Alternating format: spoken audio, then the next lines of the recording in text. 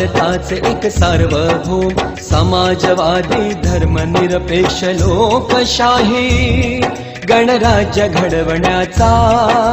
त्याच्या सर्व नागरिकास सामाजिक आर्थिक व राजनैतिक ज्ञान विचार अभिव्यक्ती विश्वास श्रद्धा व उपासना यांचे स्वातंत्र्य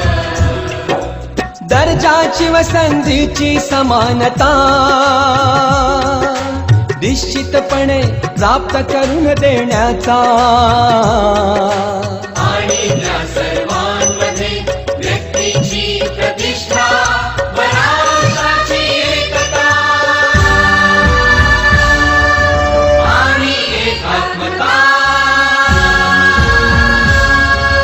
यांचे आश्वासन देणारी बंधुता प्रवर्धित करण्याचा